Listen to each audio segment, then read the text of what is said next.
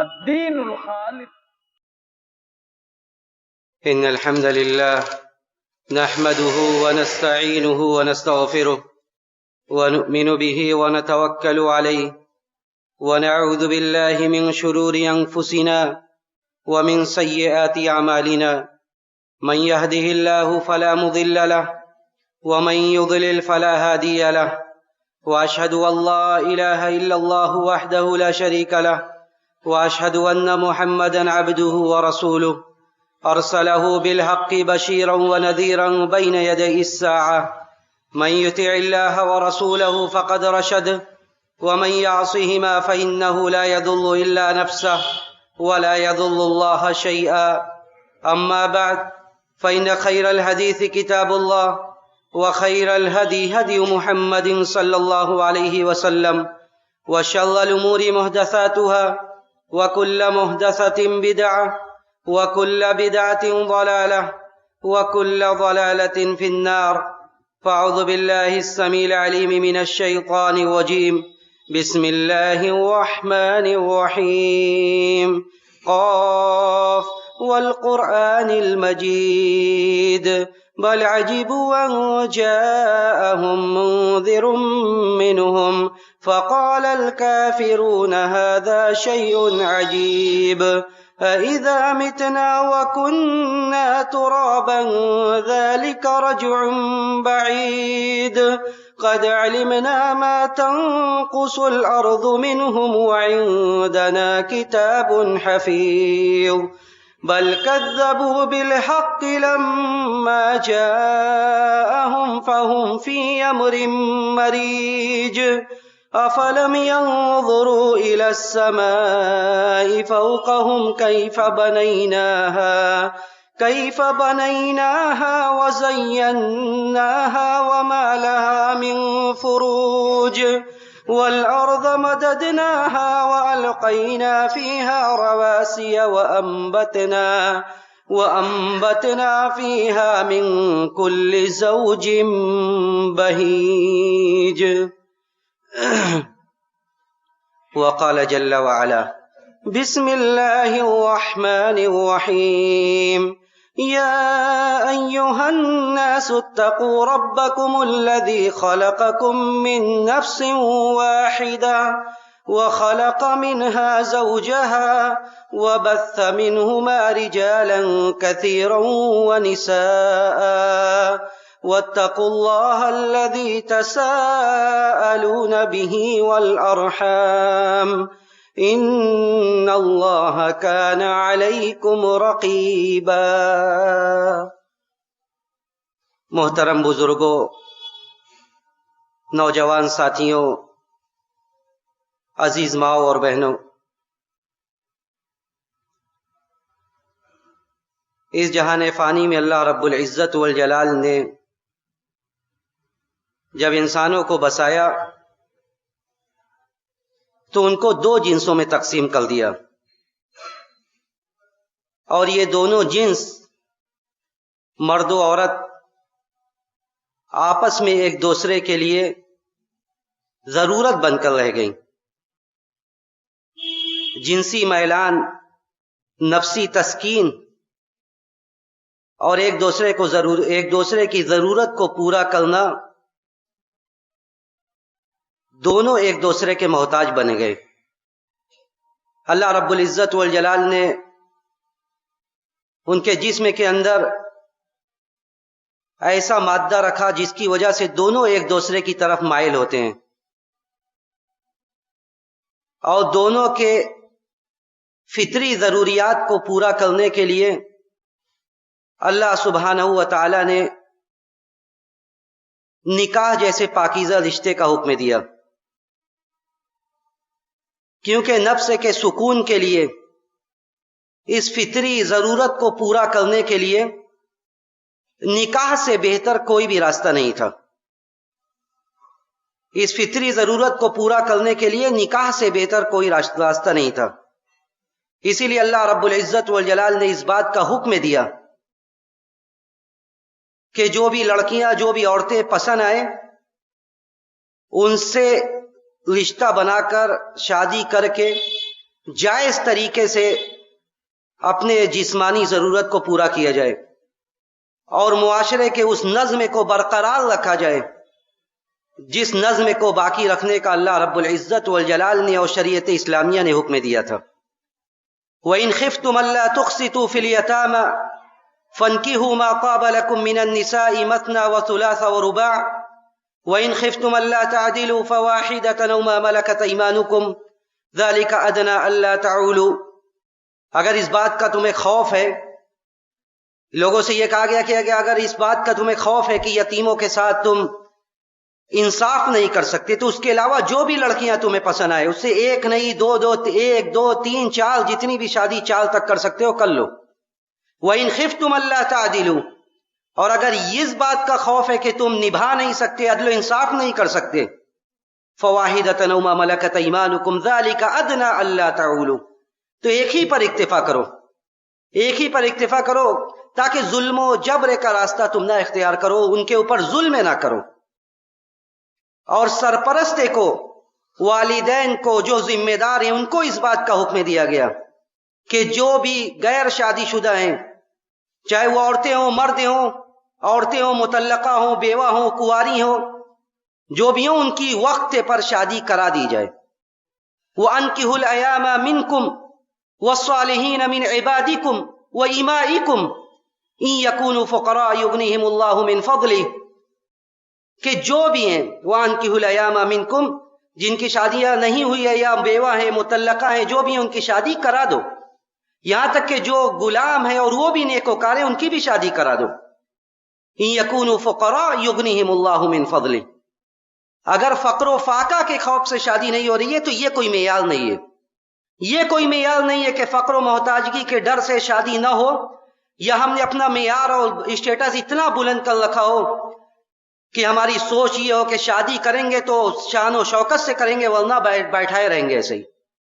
اللہ نے کہا وَأَنكِحُوا الْأَيَامَ مِنكُمْ وَالصَّالِحِينَ مِنْ عِبَادِكُمْ، یہ سرپرست کی ذمہ داری ہے، یہ والدین کی اور ان لوگوں کی ذمہ داری ہے جن کے ماتحت کنوارے مرد یا کنواری لڑکیاں بلوغت کے بعد بیٹھی ہوئی ہیں، اس لیے کہ اگر اس کے بعد جو برائیاں منظر عام پر آتی ہیں، سماج اور معاشرے میں جو برائیاں پھیلتی ہیں، اس میں ایک حد تک ذمہ دار یہ سرپرست بھی ہیں جو وقت پر صحیح کام کو انجام نہیں دیتے ہیں، اس لیے کہ یہ شریعت کا حکم ہے۔ اللہ سبحانہ و تعالیٰ نے حکم دیا کہ وَأَنكِحُوا الْأَيَامَ مِنكُمْ، اور جو آیت میں نے پڑھی اس میں بھی اللہ رب العزت والجلال نے نکاح کی جانب اشارہ کیا، اور نکاح میں یہ آیت پڑھی جاتی ہے خطبہ مسنونہ میں، تو یہ اللہ رب العزت والجلال کا حکم ہے، اس لیے کہ نکاح کے بے شمار فوائد ہیں، بہت سارے کئی فوائد ہیں اس کے۔ سب سے بڑا فائدہ یہ جو جس سے میں نے اپنی بات شروع کی تھی کہ جسمانی ضرورت کے لیے، ایک نفس انسانی کی تسکین کے لیے نکاح سے بہتر کوئی راستہ نہیں ہے۔ آج برائی پر اگر برائی کو روکنا ہے تو نکاح میں جلدی کرنا ہوگا، اگر برائی سے سماج اور سوسائٹی کو پاک کرنا ہے، نوجوانوں کو ان غلط کاموں سے دور رکھنا ہے جو بسا اوقات علی اعلان اور اکثر اوقات پس پردہ انجام دیا جا رہا ہے، اگر ان چیزوں سے روکنا ہے، منع کرنا ہے تو نکاح کو اس کے وقت پر آسان کرنا ہوگا، اس لیے کہ یہی سکون کا ذریعہ ہے۔ اللہ سبحانہ و تعالیٰ نے حکم دیا، بلکہ یہ ذکر کیا کہ هو الذی خلقکم من نفس واحدہ وخلق منها زوجها لیسکن الیہا وجعل بینکم مودۃ ورحمہ، وہی وہ ذات ہے جس نے ایک نفس سے تمہیں پیدا کیا پھر اسی سے تمہارا جوڑا بھی بنایا، لیسکن الیہا، تاکہ سکون اور راحت کے ساتھ رہو، وجعل بینکم مودۃ ورحمہ، تمہارے درمیان محبت الفت قائم کر دی۔ اس کے علاوہ کسی رشتے میں مرد و عورت کا رشتہ چاہے جتنا بھی اس کو نام دیا جائے لیکن نکاح کے علاوہ کسی رشتے میں محبت نہیں پنپ سکتی۔ تو اللہ نے کہا کہ یہ سکون اور اطمینان کا راستہ ہے، یہ سکون اور راحت کا ذریعہ ہے۔ یہ دوسرا فائدہ یہ ہے کہ یہ شریعت کا حکم ہے، یہ شریعت کا حکم ہے بلکہ یہ عبادت ہے۔ اللہ کے رسول صلی اللہ علیہ وسلم نے صحیح حدیث کے اندر ارشاد فرمایا صحابہ اکرام سے کہ بہت ساری چیزوں کو آپ نے گنایا کہ یہ بھی صدقہ ہے، یہ بھی صدقہ ہے۔ آپ نے کہا کہ وفی بضع احدکم صدقہ، ایک آدمی اپنی بیگم کے پاس، اپنے بیوی کے پاس اپنی جائز ضروریات کو پوری کرنے کے لیے جاتا ہے، یہ بھی صدقہ ہے۔ صحابہ کرام نے تعجب کیا کہ ایاتی احدنا شہوتہ ویکون لہ فیہا اجر، ایک آدمی اپنی شہوت کو پوری کرنے کے لیے جاتا ہے، کیا اس میں بھی اجر ہے؟ اللہ کے رسول صلی اللہ علیہ وسلم نے بڑا منطقی جواب دیا اور کہا ارائیتم لو وزع فی حرام اکان علیہ وزر، کیا خیال ہے اگر کوئی آدمی اس ضرورت کو غلط راستے سے پورا کرے تو کیا اس کو اس کا گناہ ملے گا یا نہیں ملے گا؟ صحابہ کرام نے کہا، تو اللہ کے رسول نے کہا ایسے ہی جب وہ جائز طریقے سے پورا کرے گا تو اس پر اس کو اجر ملے گا۔ تیسرا ایک اہم فائدہ جو حدیث میں ذکر کیا گیا وہ یہ کہ نکاح کے بعد انسان غلط کاموں سے باز آ جاتا ہے، اس کی نگاہ جھک جاتی ہے، نگاہ کی حفاظت ہونے لگتی ہے۔ اللہ کے رسول صلی اللہ علیہ وسلم نے جب نوجوانوں کو حکم دیا اور کہا یا معشر الشباب من استطاع منکم الباءۃ فلیتزوج، اے نوجوانوں کی جماعت جو بھی جسمانی اور مادی حساب سے اپنے بیگم کا بوجھ، اپنے بیگم کا خرچ اٹھا سکتا ہے وہ نکاح کر لے۔ کیوں کر لے؟ فإنہ اغض للبصر واحسن للفرج، کیونکہ یہ نکاح کرنے کے بعد انسان کی نگاہ پست ہو جاتی ہے، جھک جاتی ہے، حرام چیزوں کو دیکھنے سے وہ باز آ جاتا ہے۔ عفت و پاک دامنی کی زندگی گزارنے کے لیے بہترین ذریعہ اور سبب ہے۔ وہ احسن للفرج، بد کرداری سے وہ محفوظ ہو جاتا ہے، شرمگاہ کی حفاظت کر لیتا ہے۔ تو یہ اس کے کئی فائدے ہیں جو حدیث میں ذکر کیا گیا۔ اتنے فوائد کے بعد بھی، اتنے فوائد اور اس کے علاوہ اور بھی کئی فائدے، اس کے بعد بھی آدمی شادی میں ٹال مٹول کرے یا تو سرپرست کی جانب سے یا لوگوں کی جانب سے، تو یہ سراسر جرم ہے۔ اللہ کے رسول صلی اللہ علیہ وسلم نے حکم دیا کہ اذا جاءکم من ترضون دینہ وخلقہ فزوجوہ الا تفعلوا تکن فتنۃ فی الارض وفساد عریض۔ جب تمہارے پاس غور سے اس حدیث کے معنی پر غور کیجئے کہ اللہ کے رسول صلی اللہ علیہ وسلم نے کس چیز کو معیار قرار دیا۔ کہتے ہیں اذا جاءکم من ترضون دینہ وخلقہ، جب ایسا بندہ آ جائے، ایسا آدمی آ جائے جس کے دین اور اخلاق سے تم راضی ہو، فزوجوہ، تو شادی کر دو۔ اگر ایسا نہیں کرو گے تو پھر سماج میں جو برائیاں پنپے گی اس کے لیے تیار رہو، جو فتنہ و فساد کی آماجگاہ بنے گا یہ معاشرہ، اس کے لیے تیار رہو۔ معیار دیکھیے، معیار کس چیز کو قرار دیا گیا؟ اعلیٰ کردار، اعلیٰ اخلاق، یہ ایک مرد کے اندر یہ معیار ہے، یہ صفات ہیں جس کو دیکھنے کا حکم دیا گیا۔ اگر یہ صفات نہیں ہے، دنیا کے بنیاد پر رشتہ ہوتا ہے تو ان رشتوں کا انجام کیا ہوتا ہے اس سے بھی ہم اچھی طرح باخبر ہیں۔ جب دین نہیں دیکھا جاتا ہے، جب دین کو دیکھنا بند کر دیا جاتا ہے تو اس کے بعد جن رشتوں کو قائم کیا جاتا ہے ان رشتوں کا انجام کیا ہوتا ہے اس سے ہم اچھی طرح باخبر ہیں۔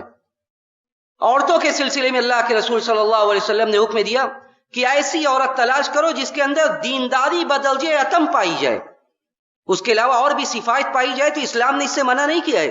ایک عورت دیندار ہے، خوبصورت ہے، فبیہا و نعمت، بہتر ہے۔ ایک عورت دیندار ہے، حسب و نسب کی مالک ہے، اور بھی اچھا ہے۔ لیکن سب چیزیں ہم دیکھیں، حسب و نسب کو دیکھیں، مال و منال کو دیکھیں، جائیداد کو دیکھیں اور دین کو نہ دیکھیں۔ تنکح المرأة لأربع، لمالها ولجمالها ولحسبها ولدینها فاظفر بذات الدین تربت یداک۔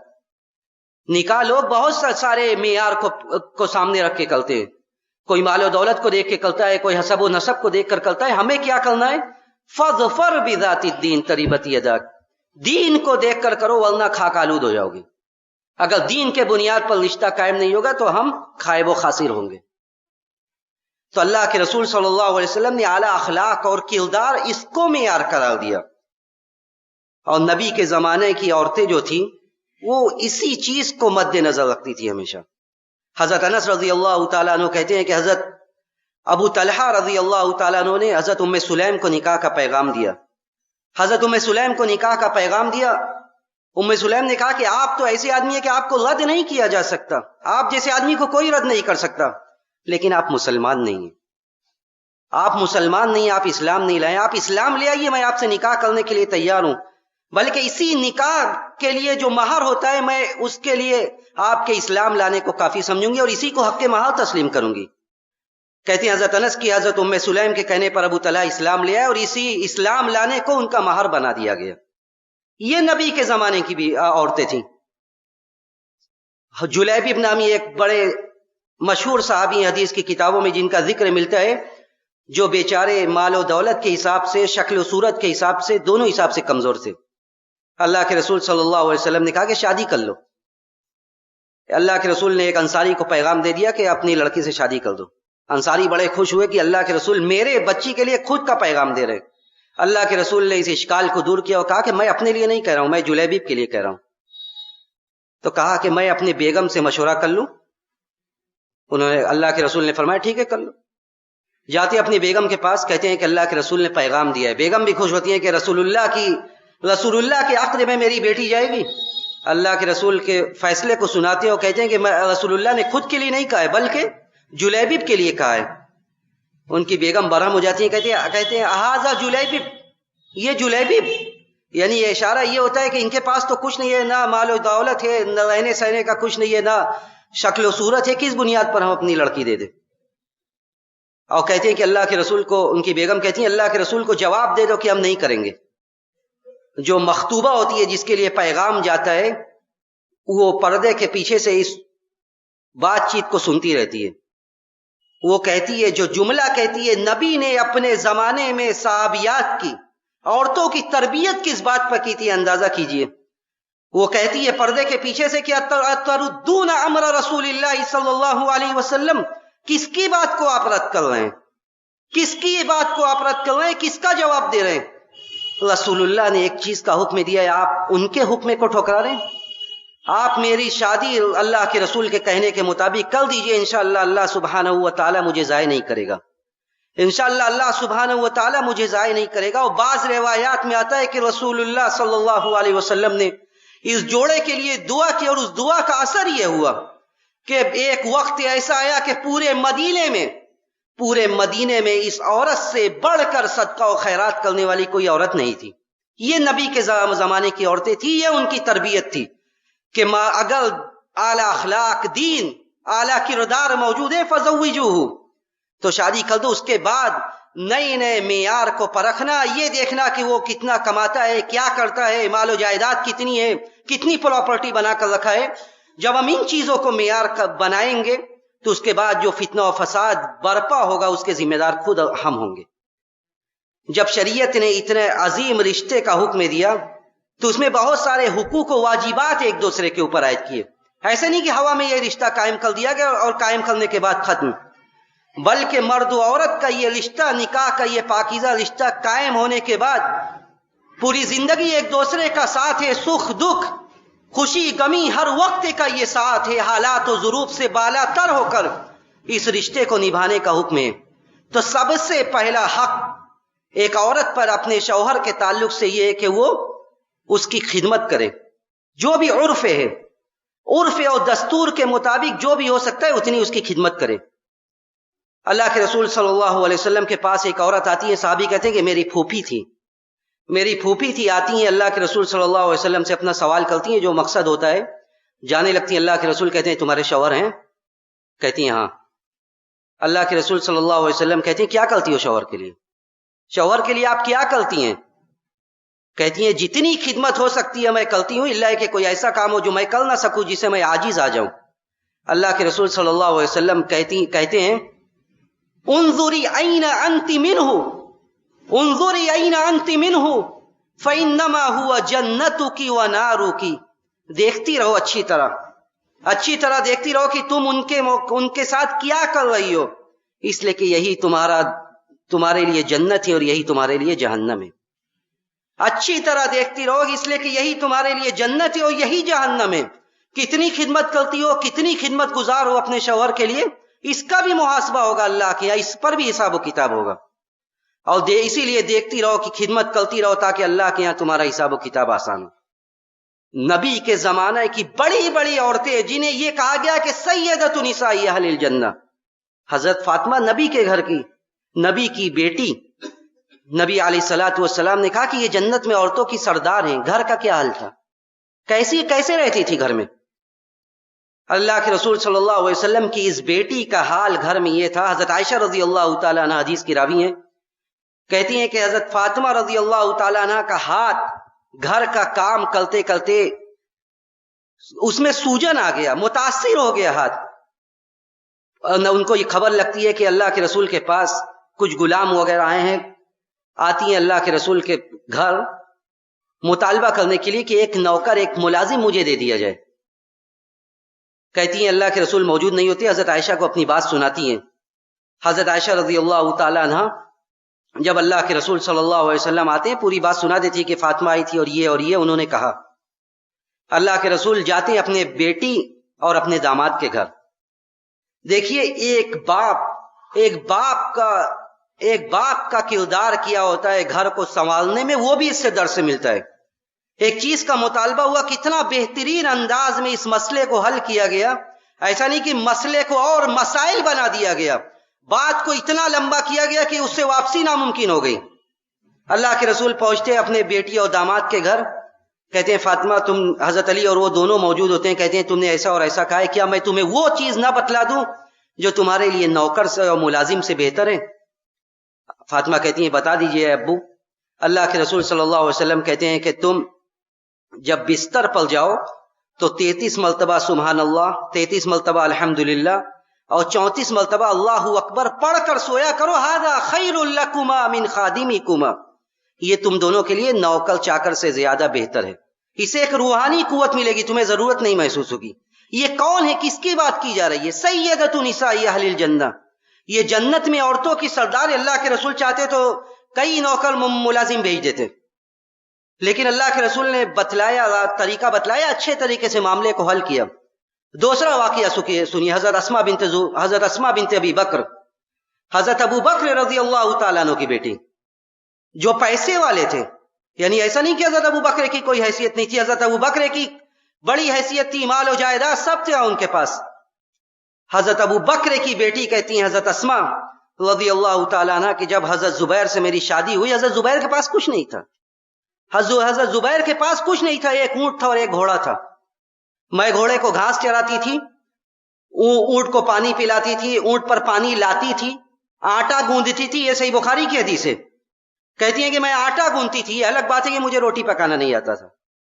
حضرت اسماء کہتی ہیں کہ مجھے روٹی پکانا نہیں آتا تھا، آٹا تک اپنے ہاتھ سے گوندتی تھی۔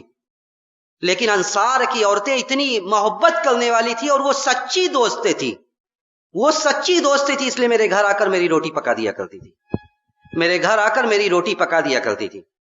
تو کہتی ہیں حضرت اسماء کی جب شادی ہوئی کچھ نہیں تھا حضرت زبیر کے پاس، جو اللہ کے رسول نے انہیں زمین دی وہ تو بہت دنوں بعد کی بات ہے، اور وہ بھی اتنی دور زمین تھی، میں وہاں بھی جاتی تھی، وہاں جاتی تھی، میں وہاں سے گٹھلیاں چنتی تھی، لے کر پھر آتی تھی، لے کر پھر لاد کر آتی تھی۔ یہ کون کہہ رہا ہے؟ یہ حضرت اسماء بنت ابی بکر رضی اللہ تعالیٰ عنہ۔ یہ نبی کے زمانے کی عورتیں تھیں، یہ نبی کے زمانے کی تربیت تھی کہ ایک عورت کو یہ بتلایا جا رہا ہے کہ تمہارا شوہر یہ تمہارے لیے جنت و جہنم ہے، حالات و ظروف سے بالا تر ہو کر، حالات جیسے بھی ہوں، ہر حالت میں اپنے شوہر کی خدمت کرنا، اس کا ساتھ نبھانا، یہ اس کی ذمہ داری ہے۔ دوسرا بڑا حق یہ ہے کہ وہ اس کی اطاعت کرے، وہ اس کی اطاعت کرے، اس لیے کہ جب رشتہ بن گیا اگر شوہر کی اطاعت نہیں کرے گی تو اس رشتے کو نبھانا بہت مشکل ہے۔ اور اللہ کے رسول صلی اللہ علیہ وسلم نے اسی لیے حکم دیا اور بشارت دی کہ اذا صلت المرأة خمسها وصامت شهرها واطاعت زوجها، کہ ایک عورت جب پنجگانہ نماز پڑھتی ہے، رمضان کا روزہ رکھتی ہے، اپنے شوہر کی اطاعت کرتی ہے، تو اس سے کہا جائے گا قیل لها ادخلی من ای ابواب الجنت شئت، اس سے کہا جائے گا قیامت کے دن کہ جس دروازے سے چاہو اس دروازے سے جنت میں چلی جاؤ۔ اور یہ بھی سن لیں کہ ایک عورت جتنی بھی اطاعت گزار ہو، اگر وہ اپنے شوہر کے لیے نافرمان ہے، اللہ کے رسول صلی اللہ علیہ وسلم نے بڑی سخت وعید سنائی، فرمایا کہ اثنانی لا تجاوزوا صلاتهما رؤوسهما، دو آدمی ایسے جن کی نماز ان کے سر کے اوپر نہیں جائے گی، عبد ابق من موالیہ حتی یرجع، ایک وہ غلام جو اپنے مالک سے بھاگ گیا ہو یہاں تک کہ وہ لوٹ آئے، وامرأة عصت زوجها حتی ترجع، اور ایک وہ عورت جو اپنے شوہر کی نافرمانی کرے یہاں تک کہ رجوع کر لے، معافی مانگ لے اس سے، تب اس کی عبادت قبول کی جائے گی۔ تیسرا یہ کہ ہمیشہ شوہر کی شکر گزاری کرے، اس لیے کہ اللہ کے رسول صلی اللہ علیہ وسلم نے ذکر کیا کہ مجھے جہنم دکھلایا گیا، جہنم میں عورتوں کی تعداد زیادہ دکھلائی گئی۔ کیوں دکھلائی گئی؟ تکثرن اللعن وتکفرن العشیر، یہ عورتیں کیا کرتی ہیں؟ سب کچھ کرتی ہیں، لیکن اس کے بعد تکثرن اللعن، لعن و تان زیادہ کرتی ہیں، وہ تکفرن العشیر، ہمیشہ شوہروں کی نافرمانی، ناشکری پوری زندگی۔ یہ حدیث کا لفظ ہے، میں اپنی طرف سے نہیں کہہ رہا ہوں، حدیث میں اللہ کے رسول نے کہا کہ پوری زندگی ایک شوہر اس کی خدمت کرتا ہے، سب کچھ کرتا ہے جو کر سکتا ہے، لیکن ذرا سا معاملہ کمزور رہ جاتا ہے، کبھی کہتی ہے آپ نے میرے لیے زندگی میں کیا ہی کیا ہے، آپ نے زندگی میں میرے لیے کیا ہے۔ تو یہ عورتوں کے حقوق ہے، لیکن شریعت ہمیشہ دونوں پہلو کو لے کر چلتی ہے۔ مردوں کو بھی ایسے ہی نہیں چھوڑا گیا، مردوں سے یہ کہا گیا کہ فاتقوا اللہ فی النساء، فاتقوا اللہ فی النساء، سب سے بڑا اور پہلا حق یہ ہے کہ عورتوں کے حق میں اللہ سے ڈرتے رہو، اس کا جو نان و نفقہ دستور کے مطابق ہے وہ دو اسے، اور آپ عورت لے آئیں، آپ بیوی لے آئیں، آپ ایک کام کرنے والی نہیں لے کر آئیں، جو آپ کھاتے ہیں وہ اسے کھلائیے، جو آپ پہنتے ہیں وہ اسے پہنائیے، یہ اس کا حق ہے۔ فاتقوا اللہ فی النساء، عورتوں کے حق میں اللہ سے ڈرتے رہیں۔ کیوں؟ یہ رشتہ کس بنیاد پر قائم ہوا ہے؟ فإنکم اخذتموہن بأمان اللہ، اللہ کے ذمہ داری پر تم نے اس رشتے کو قائم کیا ہے۔ واستحللتم فروجہن بکلمۃ اللہ، اس شرمگاہ کو حلال کیا گیا اللہ کے کلمے پر، تو اللہ سے ڈرتے رہو، جو کھاؤ وہ کھلاؤ، جو پہنو وہ پہناؤ۔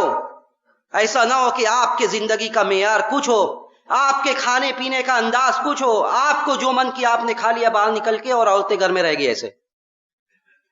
یہ نہیں، ان تطعمها اذا طعمت، جب کھاؤ جو کھاؤ کھلاؤ، وتکسوها اذا اکتسیت، جو پہنو وہ پہناؤ، جو معیار کا آپ پہنتے اسی معیار کا پہنائیے۔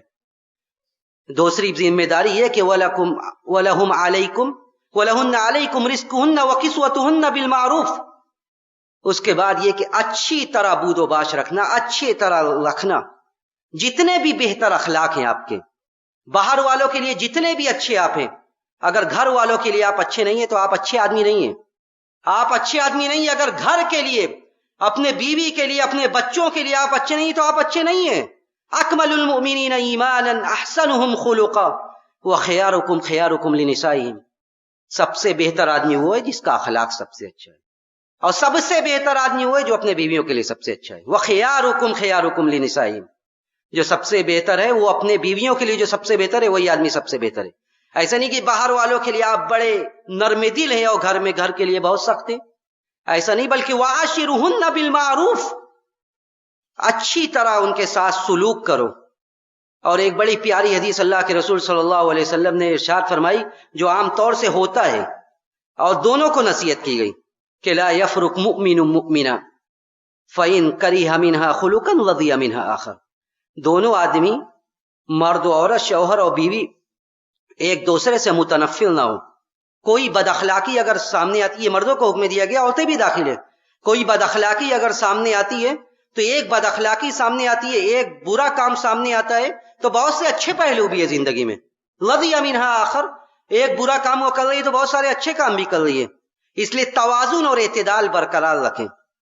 اللہ کے رسول صلی اللہ علیہ وسلم نے یہ حکم دیا کہ انہیں برا بھلا نہ کہو، چہرے پر نہ مارو، ہمیشہ یہ نہیں کہ لان و تان کرتے رہو، بلکہ فاتقوا اللہ فی النساء، یہ ڈرتے رہو قیامت کے دن اس کے بارے میں بھی باس پرس ہوگی کہ ایک غیر گھر کی لڑکی آپ لے آئے، آپ نے اس کی ذمہ داری کتنی اٹھائی؟ کیا آپ نے اسے بیوی سمجھا یا اپنے گھر کی ملازمہ سمجھا؟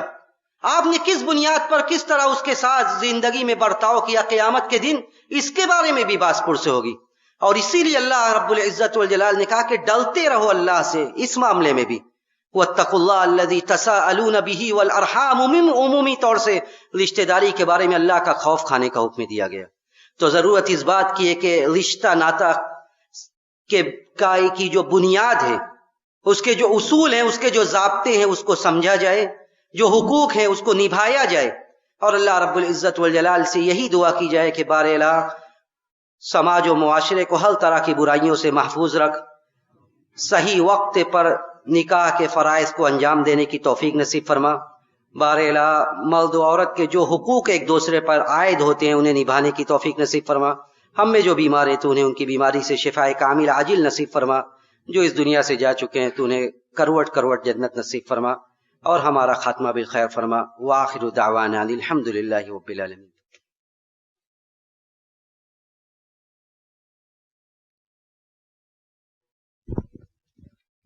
الحمد لله على إحسانه والشكر له على توفيقه وامتنانه، وأشهد أن لا إله إلا الله تعظيما لشأنه، وأشهد أن محمدا عبد الله ورسوله والداعي إلى رضوانه.